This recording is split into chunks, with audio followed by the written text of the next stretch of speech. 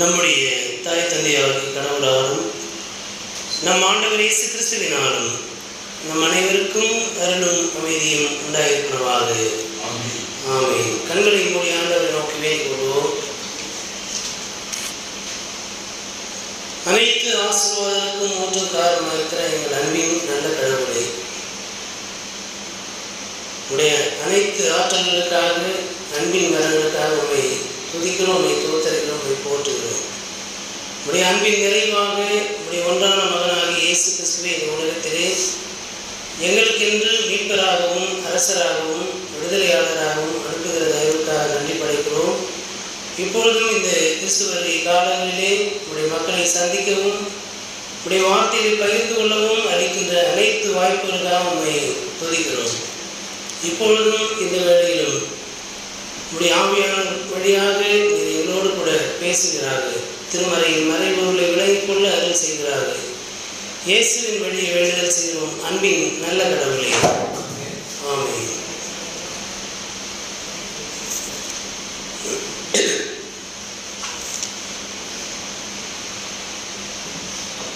கிறிஸ்து வருகைக்கான 4ஆம் ஞாயிறு என்று சொல்லப்படுகின்ற இந்த நாளிலே படித்து சிந்திக்கும்படியாக அருளுரை பகுதியாக முன்குறிக்கப்பட்டுள்ள செய்தி பகுதி தூய யோவான் எழுதின செய்தி நூல் 1ஆம் பிரிவு திருவசனங்கள் 19 தொடங்கி 28 வரை அடங்கிய பகுதியை நாம் படிக்க அனைவரும் எழுந்து நின்று கவனமாய் கேட்போம்.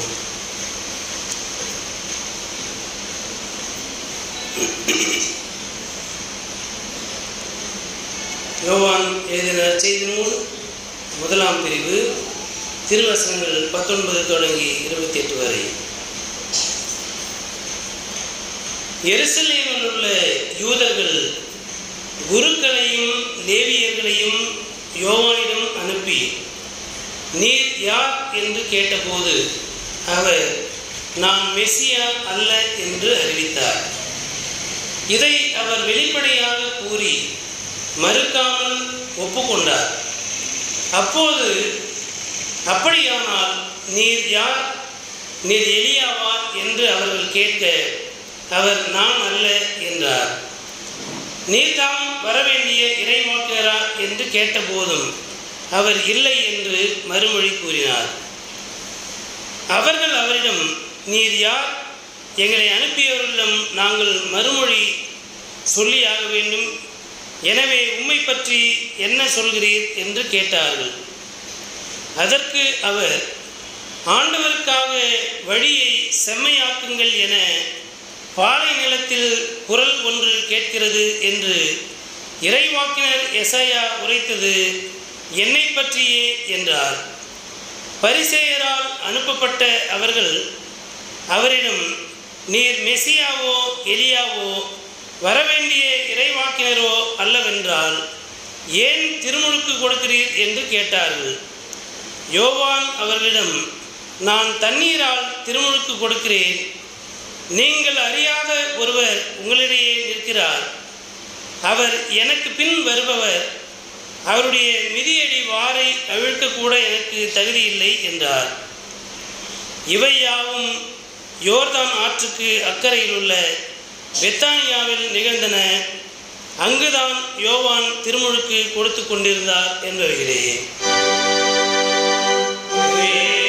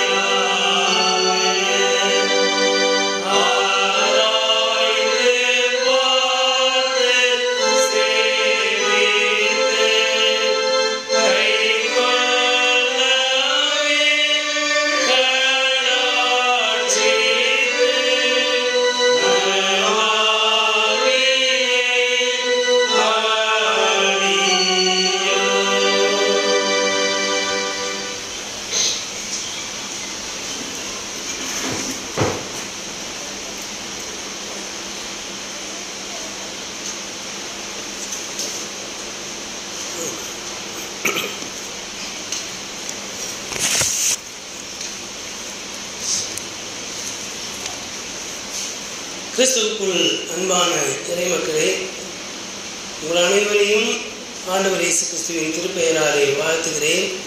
சிறப்பாய் கிறிஸ்து வருகையின் 4ஆம் ஞாயிறு, கிறிஸ்து வருகை கால 4ஆம் ஞாயிறு என்று சொல்லப்படுகின்ற இந்த நாளிலே கிறிஸ்மஸ் பண்டிகையை கொண்டாடி கொண்டிருக்கின்ற இந்த வேளையிலே உங்கள் அனைவருக்கும் கிறிஸ்மஸ் நல்வாழ்த்துக்களை தெரிவித்துக் கொள்கிறேன். Happy Christmas.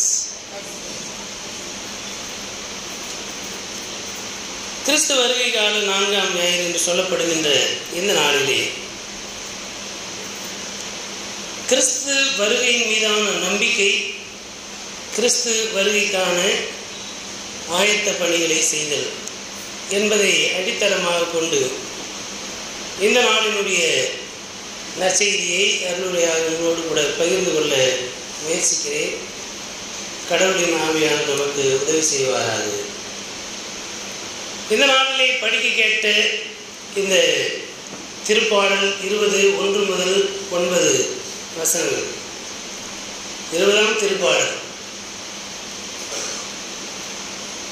சிலர் குதிரைகளை குறித்தும் சில தேர்களை குறித்தும் நம்பிக்கை வைக்கிறார்கள். நாங்களோ எங்கள் கடவுளாகிய ஆண்டவரின் பெயரிலே நம்பிக்கை வைக்கிறோம் என்று சொல்லி தாவீது அரசர் சொல்லுவார்.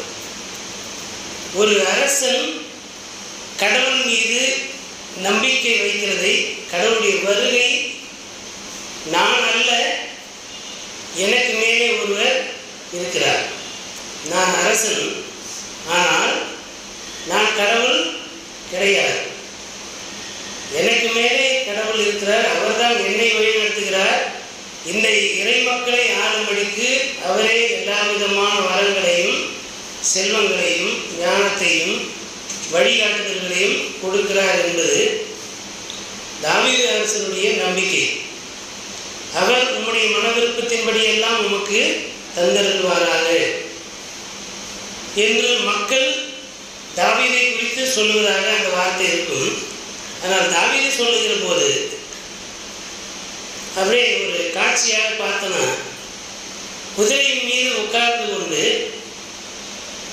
குதிரை மீது உட்கார்ந்து இருக்கிற அரசர் சொல்லுகிறார், இந்த குதிரை மேல எனக்கு நம்பிக்கை இல்லை, கடவுள் மீது தான் நான் நம்பிக்கை வைத்திருக்கிறேன். தேர்களின் மீதும் குதிரை படைகளின் மீதும் இராணுவத்தின் மீதும் அல்ல, அந்த இராணுவத்திற்கெல்லாம் அதிபதியாக இருக்கிற கடவுள் மீது தான் என்னுடைய நம்பிக்கையை வைத்திருக்கிறேன். அரசன், பிரதமர், இவர்களுக்கெல்லாம் குடியரசுத் தலைவர், இவர்களெல்லாம் இராணுவத்தினுடைய கமாண்டர். இப்போ கமாண்டர் என்கின்ற அந்த இடத்துல இருந்து கொண்டு என்னிடத்தில் இருக்கிற இராணுவத்தின் மீது அல்ல, நான் ஆண்டவரின் மீது நம்பிக்கை வைத்திருக்கிறேன், அவர் எனக்கு வெற்றி அருள்வார், அவர்தான் இதுவரைக்கும் என்னை வெற்றியின் பாதையிலே நடத்தி வந்திருக்கிறார், எனவே அவர் பெயரிலே நான் நம்பிக்கையாயிருக்கிறேன் என்று சொல்லுகின்ற ஒரு அரசன். திருப்பாடல் 110 பார்க்கின்றோம், என் சத்துருக்களை எல்லாம் வீழ்த்தி போட்டு நான் அரியணையில் உட்காரும் வரையிலும் நீர் என்னுடைய வலது வாசத்திலே உட்காரும் என்று அரசர் தாவீது சொல்லுகிறார். ஒரு அரசன் வரவிருக்கின்ற மேசியாவாகிய கிறிஸ்துவின் மீது நம்பிக்கை வைப்பதை அவருடைய மொழிநடையிலே சொல்லியிருக்கிற வார்த்தைகள் தான் இந்த வார்த்தைகள். இரண்டாவது பகுதியாக இந்த நாளிலே ஆதியாகமம் நூல் 50ஆம் பிரிவிலே யோசேப்பை குறித்து நாம் படிக்கின்றோம். யோசேப்பினுடைய அந்த இறப்பு வேளையிலே கடவுளுடைய வருகை இருக்கும் என்கின்ற அந்த நம்பிக்கை, கடவுள் நம்மோடு எப்பொழுதுமே இருக்கிறார் என்பது ஒரு நம்பிக்கை, அடிமைத்தனத்தின் ஊடாக வாழ்விழந்த நிலையிலிருந்து நம்மை வாழ்வுக்கு நேராக வழிநடத்துவதற்கு இதை எப்படி காட்சிப்படுத்தி பார்ப்பது என்று பார்த்தோமானால், 17 வயதிலே யோசேப்பு அடிமையாக விற்கப்பட்டு போகிறான். 13 ஆண்டுகள் கடுமையான சிறைவாசம், பெற்றோர்களை பிரிந்த நிலை, அதன் பிறகு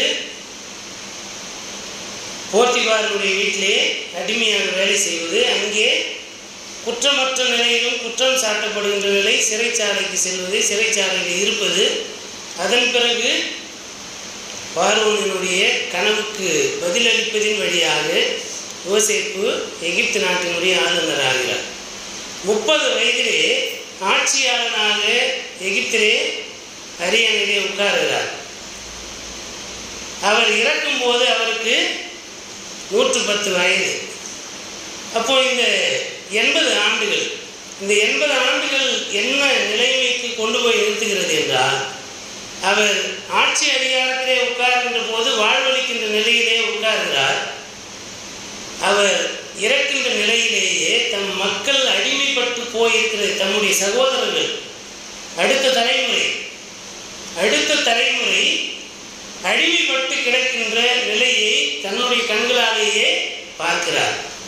எந்த எகிப்திலே அதிகாரியாக உட்கார்ந்தாரோ அந்த எகிப்திலே தன்னுடைய சகோதரனும் அவருடைய பிள்ளைகளும் அடிமைகளாக நடத்தப்படுகிறதை கண்களால் பார்த்து வியாகுலம் அடைந்து அந்த நம்பிக்கையற்ற நிலையில் இருக்கின்ற தம்முடைய வழிமரபினருக்கு பிள்ளைகளுக்கு ஒரு வார்த்தை சொல்கிறார், நான் இறந்து போகிறேன், இன்றைக்கு உங்களை விடுதலையாக்குவதற்கு என்னால் முடியாது, ஒருவேளை அன்றைக்கு பசியால் இறந்து போவீர்கள் என்று சொல்லிதான் உங்களுக்கு உணவளித்து இங்கே கொஞ்சம் கம்ஃபர்டாக இருங்க என்று உங்களை நான் இங்கே வரவழைத்தேன், இப்போது இங்கிருந்து விடுதலையாக்குவதற்கு என்னால் முடியாத நிலை.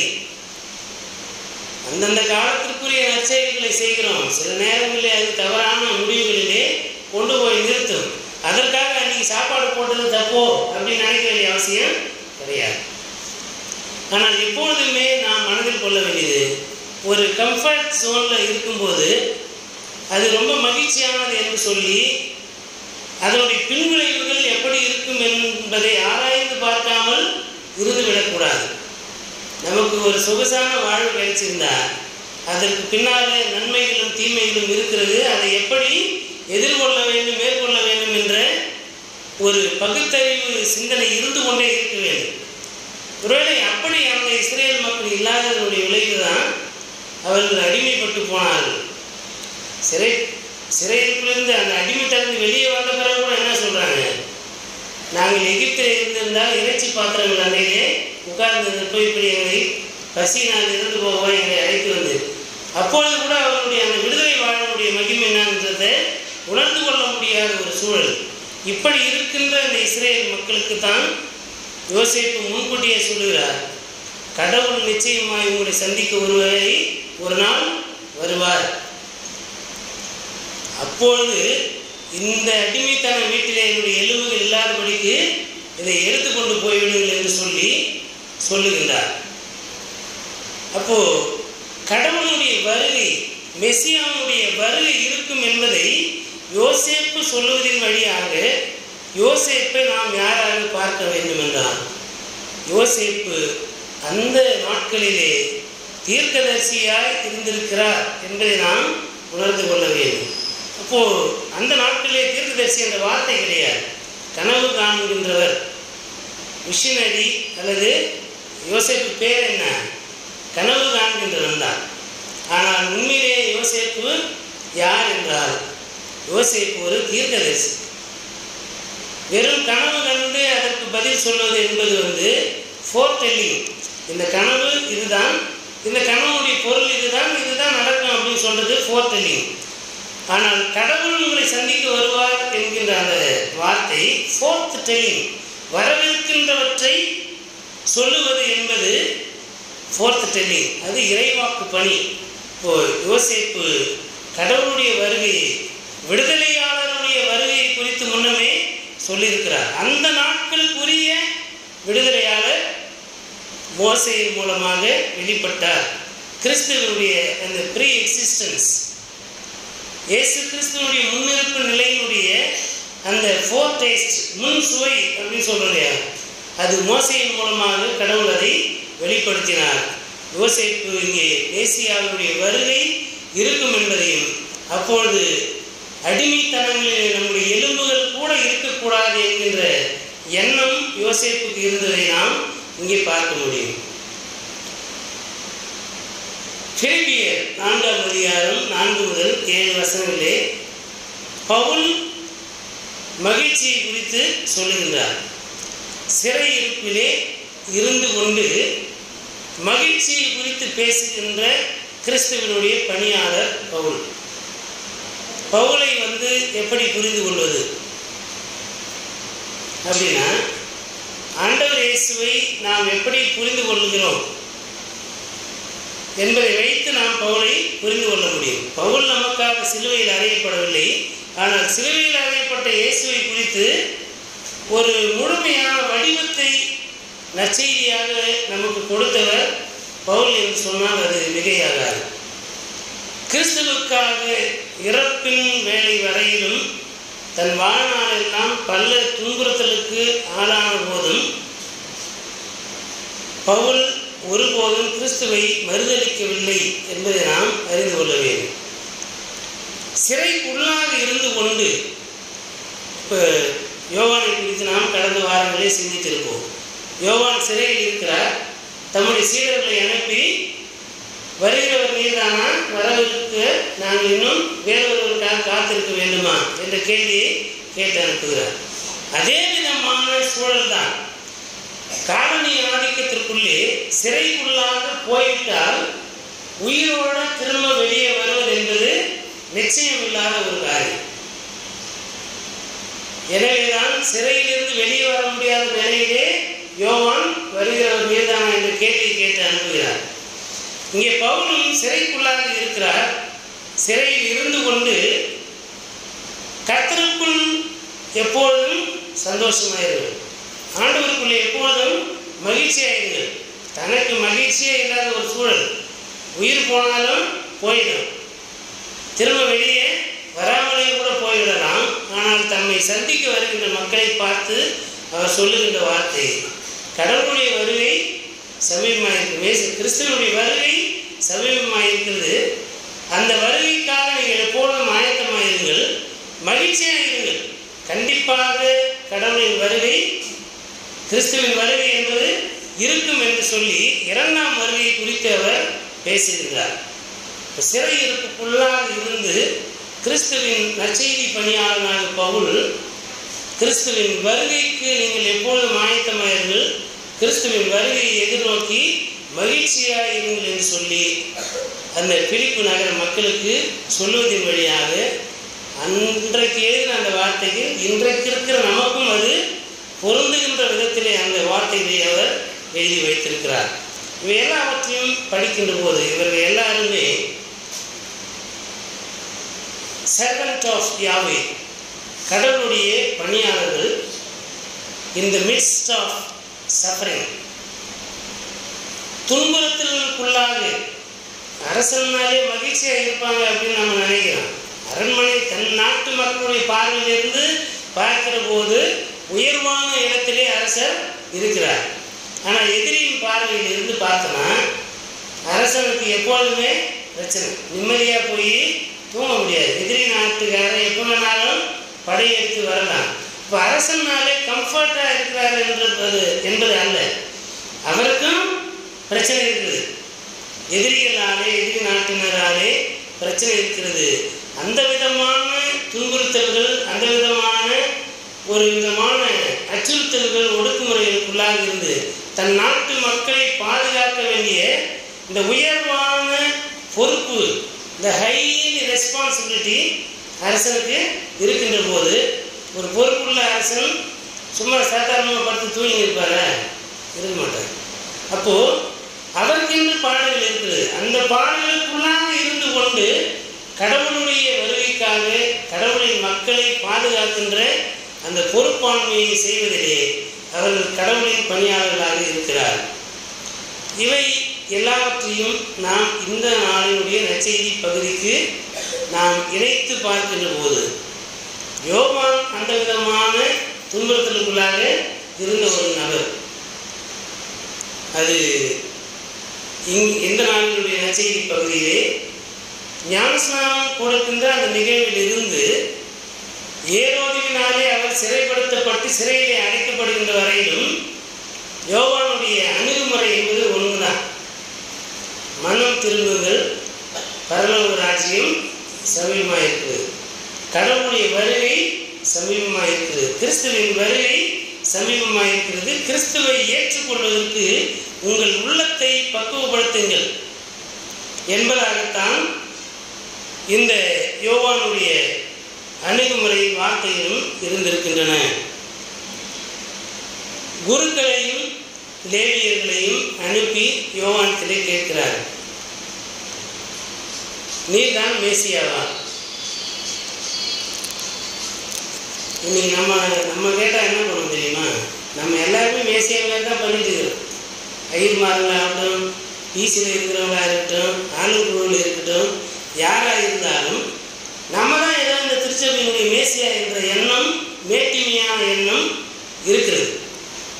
குறிப்பாக வேலை வாய்ப்பு எதிர்நோக்கி வருகின்ற மக்களுக்கு நம்ம தான் ஏதோ இந்த திருச்சபையை உருவாக்குன மாதிரியே ஒரு தோற்றத்தை நமக்குள்ளே வைத்துக் கொண்டு நான் தான் கடவுள், திருச்சபையிலே நான் தான் ஆண்டவர் என்று சொல்லிக் கொள்ளுகின்ற அளவுக்கு நம்முடைய தோரணைகளும் நம்முடைய பேச்சும் நம்முடைய நடத்தையும் இருக்கிறதை நாம் உணர வேண்டும். மக்களுக்கு கண்டிப்பாக அது தெரியும். வேணும் பெரிய கடவுள் மாரி பண்ணுறாங்க நமக்குள்ளே நினைக்கிற சூழலுக்கு வரும். நம்ம யாருக்கு அபிமானியாக இருக்கணுமோ அவங்கள அப்படி பார்க்க மாட்டோம். ஏன்னா நமக்குள்ளாகவே அந்த எண்ணம் ஒளிந்திருக்கும். யாரை வேண்டுமானாலும் அபிமானியாக வைத்துக் கொள்ளலாம், யாரை வேண்டுமானாலும் மேலானவர்களாக எண்ணிக்கொள்ளலாம், அது அவரவருடைய விருப்பம். ஆனால் அப்படி செய்வது பாவம் என்று சொல்லுவது போதகராக நம்முடைய வேலை. உண்மையான மேசியா தனக்கு பின் வருகிறார்.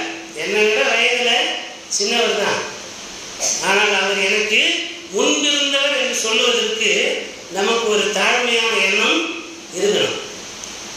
இன்றைக்கு ஒரு 3 ஆண்டுகள் ஒரு நிர்வாகத்தில் ஒரு பவரில் இருந்துட்டாக்கா இந்த மக்கள் எல்லாரும் காலகாலத்துக்கு எனக்கு பணியாளர்கள் போல நடத்துகின்ற இந்த எண்ணங்கள் திருச்சபையில் இருக்கிற தலைவர்களிலிருந்து அகற்றப்பட வேண்டும். அது எங்கிருந்து கற்றுக்கொள்ளப்பட வேண்டுமானால் யோவானிடத்திலிருந்து கற்றுக்கொள்ளப்பட வேண்டும். நீதான் மேசியாவை என்று கேட்ட உடனே நீங்களாக இருந்தாலும் நானாக இருந்தாலும் சுற்றி முற்றி பார்த்துட்டு யாரும் இல்லைன்னா சொல்லிடுவான், ஆமாங்க நான் தான் மேசியான்னு சொல்லியிருக்கோம். ஆமாம் இல்லையா? எனக்கு 4 பேர் வேலை செய்ய எப்பவுமே எனக்கு துதிப்பாருன்னா உண்மையாகவே நாம் தான் மேசியான்னு நம்மளை நாமளே சொல்லிக்குவோம். ஆனால் அப்படி செய்வது கடவுளின் பார்வையை அருவருப்பானது, அது பாவம். அப்படி செய்யக்கூடாது என்பதை யோவானுடைய அந்த வாழ்வியல் முறையிலிருந்து நாம் கற்றுக்கொள்ள வேண்டும். யோவான் வரவிருக்கின்ற மேசியாவை குறித்து அடையாளங்களை சொல்லுகின்றவராக இருக்கிறார். நான் முன்பு வந்திருக்கிறேன், ஆனால் எனக்கு பின் ஒருவர் வருகிறார், அவர்தான் மேசியா. அப்போ முன்பு எப்படி இருந்தார் அதை தான் இன்றைக்கு நாம் கிறிஸ்துமஸ் காலத்திலே ஆராயிருக்கிறோம். இந்த பகுதிக்குள்ளே நிறைய விஷயங்களை நாம் எடுத்து பேசலாம். திருமுழுக்கு பற்றி பேசலாம். இது திருமுழுக்கு கொடுக்கறதை பற்றி பேச வேண்டிய நேரம் இல்லை. இது கிறிஸ்துமஸ் காலம். கிறிஸ்துமஸ் காலத்திலே எப்படி இந்த பகுதியை அணுகுவது? மேசியாவுக்கு வழியை ஆயத்தம் பண்ணுதல், கடவுளுக்கு வழியை ஆயத்தம் பண்ணுதல். கடவுளுக்கு வழியை ஆயத்தம் பண்ணணும். மேசியா யார்? ஒரு குறிப்பிட்ட அணியை சார்ந்தவர்களுக்கு அவர் மேசியாவாக வரவில்லை. ஏன் இந்த வார்த்தையை அழுத்தமாக சொல்லலாம்? எல்லா திருச்சபைகளிலும் எல்லா குருசேகரங்களிலும் அணி சார்ந்த எண்ணம் இருக்கிறது. இறை மக்களிடத்திலே நாங்கள் தான் எல்லாம் அப்படின்ற எண்ணம் இருக்கிறது. அதனால தான் எங்கள் கோயில் பாதி காலியாக இருக்குது. வெளிப்படையாக சொல்கிறேன், 150 பேர் 160 பேர் வாழ்ந்து வாக்களிக்கிறோம். ஆனால் எவ்வளவு பேர் ஆலயத்துக்கு வருகிறோம்? இதற்கு யார் காரணம் அப்படின்னா நம்ம தான் காரணம். நான் தான் எல்லாம், என் குடும்பம் தான் எல்லாம் என்ற எண்ணம் இருப்பதனுடைய விளைவுதான் ஆலயங்கள் வெறிச்சோடி கிடக்கின்றன. ஆனால் மெசியா யாருன்னா எல்லாருக்குமானவர். ஒரு குறிப்பிட்ட சாராருக்கு அல்ல, ஒரு குறிப்பிட்ட அணியினருக்கு அல்ல, ஒரு குறிப்பிட்ட குருசேகருக்கு அல்ல, ஒரு குறிப்பிட்ட திருச்சபைக்கு அல்ல, கிறிஸ்துவையும் அறியாத மக்களுக்கு தான் கிறிஸ்மஸ். அண்மையிலே பஜனை குறித்த ஒரு செய்தியை நான் பகிர்ந்திருப்பேன். ஒரு போதகர் அதை எழுதியிருக்கிறார். பஜனை யாருக்கு பாடும்? நேராக போகிறோம். எந்த வீட்டில் பிஸ்கெட் கொடுப்பாங்க, எந்த வீட்டில் டீ போட்டு வச்சுருப்பாங்க, எந்த வீட்டில் பிரியாணி செஞ்சு வச்சுருப்பாங்க. இதே தான் நம்மளுடைய எண்ணமாக இருக்குது. உண்மை அதுதான். கிறிஸ்தவர்களுடைய இல்லத்திற்கு மாத்திரம் சென்று பஜனை பாடி கொண்டிருக்கிறோம். தெருவில் பாருன்னா அழிச்சு போடுவாங்கன்ற பயம் நமக்கு. எந்த மக்களுமே தன் சொந்த ஊரில் இருக்கிற மக்களை நீ வேற மதம் நான் வேற மதம் நம்ம தெருவில் இருக்கிறவங்க பார்க்குறாங்க. ஊடகத்தில் எழுதியிருப்பான், நிறைய எழுதுறாங்க. ஆனால் நம்ம தெருவில் இருக்கிற பிற சமயத்தை சார்ந்த மக்கள் யாராவது நம்மளுக்கு இருக்கிறாங்க? ஒரு ஆசிரியரை பிற சமய நம்பிக்கை உள்ள மாணவர்கள் இருக்கிறாங்க? அப்படிலாம் இல்லை. ஊடகத்தில் தான் எல்லாமே என்ன பண்ணுது, ரொம்ப மிகைப்படுத்தப்பட்டு இருக்கிறதை நாம் பார்க்க முடியும். அதை நாம் எதிர்கொள்கிறோம். அப்படி இருக்கின்ற போது ஒரு பஜனை பாடுவதை கூட கிறிஸ்தவனுடைய வீட்டை பார்த்து அல்லது என்னுடைய குருசேகரத்தில் இருக்கிற வீட்டுக்கு மாத்திரம்தான் போகணுன்ற அளவில் இந்த காலத்தினுடைய பஜனைகள் இருக்கிறது. சில சபை இண்டிபெண்டன்ட் சர்ச்சாக இருந்தால் அவங்களாம் அந்த லுத்தரன் சர்ச் பாஸ்ட்டு நம்ம வீட்டுக்கு வரக்கூடாது, என்ன பண்ணிடலாம், பஜனையே இல்லாத பண்ணி கூட்ட கூட்டிகிட்டு போயின்னு சொல்லுகின்ற பாஸ்டெல்லாம் கூட இருக்கிறாங்க தான். இப்போ meaningless celebration of the Christmas. கிறிஸ்மஸே நம்ம செலிப்ரேஷன் மட்டும் இல்லை, கிறிஸ்மஸையே பொருளாதாரத்தை ஆக்குகின்ற நிலைகள் இருக்கின்றன. வழியை ஆயத்தம் பண்ணுதல், ஆண்டவருக்கு வழி ஆயத்தம் பண்ணுறது என்ன? எல்லோரையும் கூட்டி சேர்ப்பதற்கான வேலையை நாம் செய்ய வேண்டும். பாகுபாடு இல்லாத மனநிலை உடையவராக நாம் பணியாற்ற வேண்டும். அதற்கு அவர் பயன்படுத்துகின்ற வார்த்தை மனம் திரும்புங்கள், பரலோக ராஜ்யம் சமீபமாயிருக்கு. மனம் திரும்புங்கள், கடவுளின் அரசு நெருங்கி வந்திருக்கிறது. மனம் திரும்புங்கள், மேசியா வந்துவிட்டார். அல்லேலூயா. நீங்கள் அறியாத ஒருவர் உங்கள் நடுவிலே இருக்கிறார், அவர்தான் மேசியா, நான் அல்ல. எலியாவா? அதுவும் இல்லை. ஏன்னா எலியா செய்த அளவுக்கு தான் செய்யவில்லை என்பது யோவானுடைய எண்ணம். ஆனால் யோவான் செய்த வேலைகள் பெரிய வேலைகள். இப்போ நாம் என்ன செய்து கொண்டிருக்கிறோம்? கிறிஸ்துவுக்காக வழியை ஆயத்தம் பண்ணுதல் என்பது எல்லோரையும் ஏற்றுக்கொள்வதற்கு என்னுடைய மனதை தூய்மைப்படுத்த வேண்டும். வழியை ஆயத்தம் பண்ணுறதுன்னா ஏதோ வழியில் புல்லு ஒத்துறதுக்கு மாத்திரம் அது கோயிலுக்கு வருவதற்கான வழி. கோயிலுக்குள்ளே வந்துட்டோம். மெசியாவை உள்ளத்திலே வர வைக்கணும்னா என் உள்ளத்தில் இருக்கின்ற பாவங்களையும் மீறுதல்களையும் பகைமையான எண்ணங்களையும் கட்சி மனப்பான்மைகளையும் குடும்ப ஆதிக்க சிந்தனைகளையும் என் உள்ளத்திலிருந்து வெளியே அகற்ற வேண்டும். இதை அகற்றாவிட்டால் நாம் கொண்டாடுகின்ற கிறிஸ்மஸ் பொருளற்ற கிறிஸ்மஸாகத்தான் இருக்கும். முதல்ல கிறிஸ்மஸ் கொண்டாடுவதற்கு தகுதி இல்லாதவர்களாயிடும். ஆகவே கிறிஸ்துவுக்காக ஆண்டவருடைய அரசுக்கென்று வழியை ஆயத்தம் பண்ணுதல் என்பது நாம் நம்மை விடுதலையாளராகிய ஆண்டவர் இயேசுவுக்கு வழியை ஆயத்தம் பண்ண வேண்டும். அடிமைத்தனத்தில் இருக்கின்ற மக்களை விடுதலை வாழ்வை பெற்றுக்கொள்வதற்கான அறிவை அவர்களுக்கு கற்பிக்கின்ற மக்களாக இருக்க வேண்டும். ஒருவன் தான் அடிமையாக இருக்கிறான் என்பதை அவனுக்கு உணர்த்து அப்பொழுது அவன் தன்னை விடுதலைக்கு வழிநடத்திக் கொள்வான். இது அந்த அம்பேத்கருடைய வார்த்தை. பல நேரங்களிலே நாம் மற்றவர்களை புகழ்ந்து கொண்டிருப்போம். அப்படி சொல்லுவதன் வழியாக நாம் யாரை புகழமோ அவர் நம்மளை என்ன பண்ணுவார், தட்டி கொடுப்பார். நம்ம தம்பி அப்படின்னு சொல்லுவாங்கன்னா, நீங்கள் தட்டி கொடுக்கப்படுகின்ற வரைக்கும் நீங்கள் அடிமையாக இருக்கிறீர்கள் என்பதை மனதில் வைத்துக் கொள்ளுங்கள். நீங்கள் ஒருவரை பாராட்டுவதனாலே நீங்கள் தட்டி கொடுக்கப்படுகிறீர்கள் என்றால் நீங்கள் உங்களையே அடிமையாக வைத்திருக்கிறீர்கள். எங்கெல்லாம் தவறு நடைபெறுகிறதோ அங்கெல்லாம் நீங்கள் நியாயத்திற்காக பேசுகின்ற போதுதான் உண்மையாகவே உங்களை யார் தட்டி கொடுக்கிறார்கள் என்பதை உங்களாலே உணர்ந்து கொள்ள முடியும். ஸ்திரீகளிலே பிறந்தவர்களை யோவானை விட பெரியவர் யாரும் கிடையாதுன்னு ஆண்டவர் இயேசு யோவானை பற்றி சொல்லுவாங்க. அதுதான் உண்மையான சாட்சி. ஏரோது யோவானை புகழ்ந்திருந்தால் அது பயனில்லை.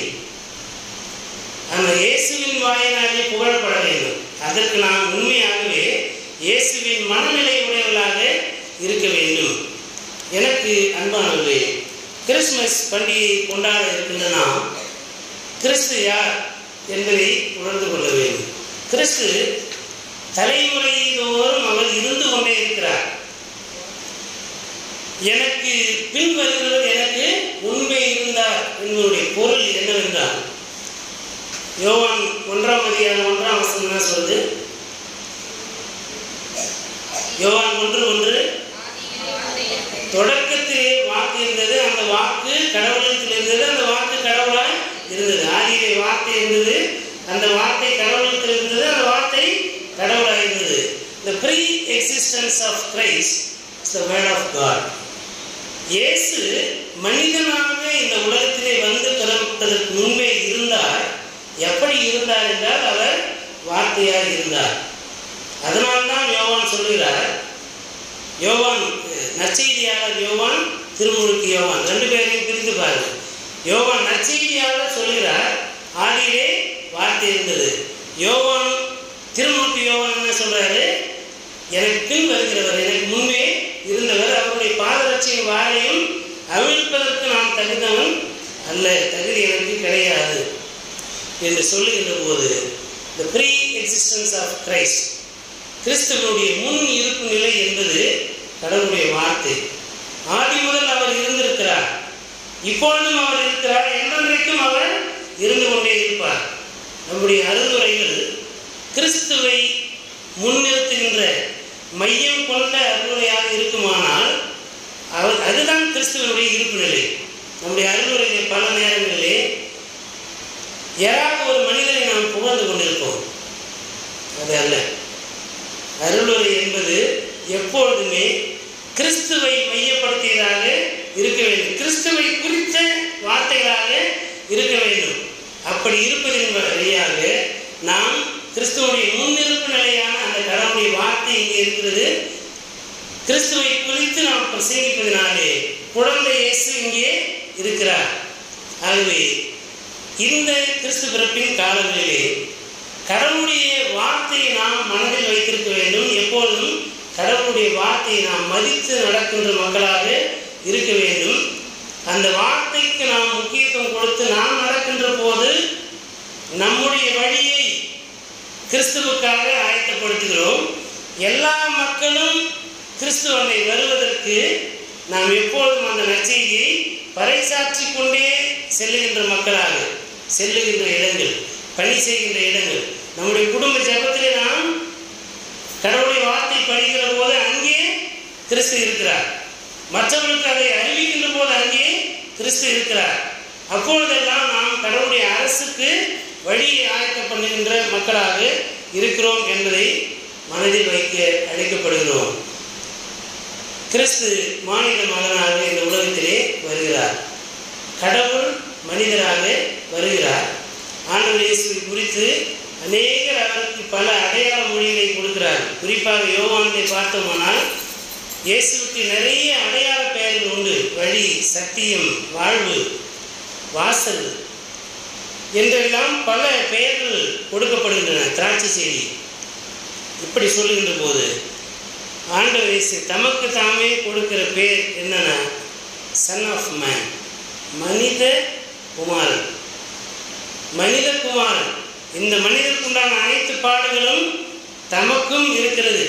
தாம் சிலுவையை நோக்கி செல்லுகிறோம் என்கின்ற அந்த தெளிவு இயேசுவுக்கு எப்பொழுதுமே இருந்தது. எனவேதான் தன்னை தன் வாயாலே அறிக்கை பண்ணுகிற போது தன்னை கடவுளின் மகன் என்று சொல்லாமல் நானும் மாநிலர்களே ஒருவன் என்று சொல்லி ஆண்டவர் இயேசு மாநில மகன் என்பதை மையப்படுத்துகிறார். ஆண்டவர் இயேசுவே தம்மை மாநில மகன் என்கின்ற அளவு தம்மை தாழ்த்துகிற போது நம்மளை கேட்டால் நம்ம என்ன சொல்கிறோம்? நம்ம அறியாமல் நீங்கள் யாருன்னு கேட்டால் நமக்கு எல்லாருமே சொல்லி கொடுத்துருக்குன்னா நீங்கள் யாருன்னு கேட்டால் என்ன சொல்லுவோம்? நாங்கள் கடவுளின் பிள்ளைங்க பிள்ளைகளா இல்லையா? கடவுளின் பிள்ளைகள் சொல்லிக் கொடுக்குது. அதில் ஒரு பெருமை, அதில் ஒரு மகிழ்ச்சி. ஆனால் நம்மளே கடவுள் மேலே நினைச்சுக்கிறேன்னா வந்துடக்கூடாது என்பதிலே தெளிவாக இருக்கணும். நாம் மனிதர்கள் கடவுளை மாட்சிப்படுத்தி கடவுளுக்காக கடவுளுடைய அரசை இந்த உலகத்தை நிலைநாட்டுவதற்கு கிறிஸ்துவை முன்னிறுத்தி கிறிஸ்துவின் மாதிரியான வாழ்க்கையை வாழ்வதற்கு நாம் இந்த உலகத்திலே சாதாரண மனிதர்களாக இருக்கிறோம் என்பதை மனதில் வைத்துக் கொள்ள இந்த நாளிலே அழைக்கப்படுகிறோம். கிறிஸ்து கடவுளின் ஆவியானவராக நம்மோடு கூட இருக்கிறார். ஆதியிலே வார்த்தை இருந்தது, அப்புறம் கிறிஸ்துவாக இயேசுவாக இந்த உலகத்திலே வந்து பிறந்தார். தூய ஆவியானவராக அவர் இருந்து கொண்டே இருக்கிறார். அவர் நம்மை கடவுளின் வார்த்தையிலே கிறிஸ்துவின் மனநிலையோடு நடப்பதற்கு எப்போதும் வழிநடத்துகின்றவராக இருக்கிறார். கடவுளினுடைய அன்பின் நிறைவை மற்றவர்களோடு பகிர்ந்து கொள்வதற்கு கடவுளின் ஆவியானவர் நமக்குள்ளாக கிறிஸ்துவை எப்பொழுதும் தக்க வைக்கின்றவராக தூய ஆவியானவர் இருக்கிறார். நிறைவாக கடவுளுடைய வார்த்தையை மற்றவர்களுக்கு பிரசங்கிப்பதன் வழியாக கடவுளை நாம் மக்களுக்கு எப்பொழுதும் வெளிப்படுத்துகிறோம். கிறிஸ்துவை அடையாளப்படுத்துகிறோம். கிறிஸ்துவின் அன்பை வெளிப்படுத்துகிறோம். கிறிஸ்துவை அவருடைய உள்ளத்திலே நாம் கொண்டு போய் சேர்க்கிறோம். அதற்கு நாம் ஒவ்வொருவருமே அருளுரையாளராக செயல்பட வேண்டும். சென்னை கிளாஸ் மினிஸ்ட்ரி, சூரிய மினிஸ்ட்ரி, விமன் ஃபெல்லோஷிப், இதை தாண்டி நம்முடைய பணி செய்கின்ற பணித்தலங்கள், அதை தாண்டி நம்முடைய தெருவில் இருக்கின்ற மக்களுக்கு கிறிஸ்துவனுடைய அன்பை வார்த்தையாகவும் செயல் வழியாகவும் நாம் வெளிப்படுத்துகின்ற போது அங்கே நாம் யோவான் ஸ்நானகனாக செயல்படுகிறோம். யாரெல்லாம் நம்பிக்கை இழந்திருக்கிறார்களோ அவர்களுக்கு கடவுள் உங்களை சந்திக்க வருவார் என்று சொல்லுகின்ற போது நாம் அங்கே யோசேப்பை போன்ற தீர்க்கதரிசியாக இருக்கிறோம். நம்முடைய நம்பிக்கையை நம் மீது வைக்காமல் ஆண்டவர் மீது வைக்கின்ற போது நாம் தாவீதாக இருக்கிறோம். நமக்கு கொடுக்கப்படுகின்ற வாய்ப்புகள் எல்லாவற்றையும் ஆண்டவரை மகிமைப்படுத்துவதற்காக பயன்படுத்துவோம். கிறிஸ்துவின் அரசு இந்த உலகத்திலே நிறுவப்படுவதற்கு, அது ஒவ்வொரு நாளும் பலி பெருகுவதற்கு நாம் கிறிஸ்துவின் மனநிலையோடும் யோவானின் மனநிலையோடும் நம்மை முற்றிலுமாய் தாழ்த்தி கிறிஸ்துவுக்காக அவருடைய அரசை கட்டியெழுப்புகின்ற மக்களாக பணியாற்றுகின்ற பணியாளர்கள் என்கின்ற மனநிலையோடு நமக்குள்ளாக அவருடைய வருகை குறித்த நம்பிக்கையை வளர்த்துக் கொள்வோம். மற்றவர்களுக்கும் நம்பிக்கையை விதைப்போம். அப்படி செய்கின்ற போது நாம் கொண்டாடுகின்ற இந்த கிறிஸ்து பிறப்பின் மகிழ்ச்சி என்பது நமக்கு பொருளுள்ளதாக இருக்கும். மற்ற மக்களுக்கு அது நம்பிக்கையாகவும் ஆசீர்வாதமாகவும் இருக்கும் என்கின்ற சிந்தனையோடு நம்மை நாம் ஆண்டவரிடத்திலே ஒப்புக் கொடுப்போம். கிறிஸ்துமஸ் பண்டிகை மாத்திரமல்ல, கிறிஸ்து நம்மிடத்திலே நெருங்கி வந்திருக்கிறார், நம் நடுவிலே இருக்கிறார். அதை உணர்ந்து நாம் அவருக்கு பணி செய்ய நம்மை நாம் அர்ப்பணிப்போம். கடவுளுடைய இந்த வருகை, கிறிஸ்து பிறப்பின் மகிழ்ச்சி, அதனால் உண்டாகும் ஆசீர்வாதம், வரவிருக்கின்ற புதிய ஆண்டின் ஆசீர்வாதம் நம்முடைய தனி மனித உள்ளத்திலும், நம்முடைய குடும்பம், நம்முடைய இல்லம், நம்முடைய பணித்தலம், நம்முடைய சமூகம் எல்லா நிலைகளிலும் நிறைந்து பெருகி நம்மை ஆசீர்வதித்து நம்மை மற்றவர்களுக்கு ஆசீர்வாதமாக வைத்து வழிநடத்தும். கடவுள் தாமே இந்த திருவார்த்தையின் வழியாக நம்மை ஆற்றல்படுத்தியிருக்கிறார் என்ற நம்பிக்கையோடு நம்மை நாம் ஆண்டவருக்கு ஒப்புக் கொடுப்போம். கடவுள் தாமே நம்மை ஆசீர்வதிப்பாராக. ஆமென். கண்களை கூடிய ஆண்டவரை நோக்கி வேண்டிக் கொள்வோம்.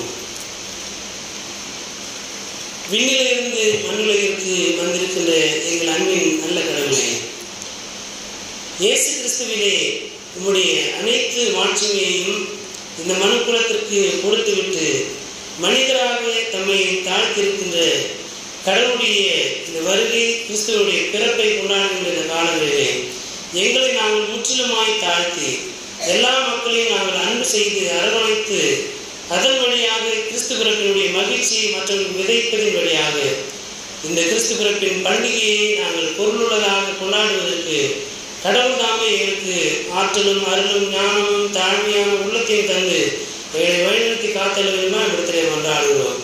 உலகம் எங்கிலும் இருக்கின்ற அனைத்து மக்களுக்கும் சமாதானமும் மனிதர்களிடையே பிரியமும் உண்டாகத்தக்கதாக உன்னதங்களிலே கடவுளுக்கு மகிமை உண்டாகத்தக்கதாக எங்களுடைய தனி மனித வாழ்வும் எங்களுக்கு கொடுக்கப்பட்டிருக்கின்ற இந்த பொறுப்புள்ள வாய்ப்புகள், தலைமைத்துவ பணிகள் எல்லாவற்றிலும் எங்களை நாங்கள் தாழ்த்தி உமக்கு பணி செய்து உம்முடைய அரசை நாங்கள் கட்டி எழுப்புகின்ற மக்களாக இருக்கும்படிக்கு ஆண்டவர் உம்முடைய ஞானத்தையும் அருளும் ஆவியையும் எங்களுக்கு நிறைவாய் தந்தள்ள வேண்டுமா இடத்திலே கொண்டாடுகிறோம்.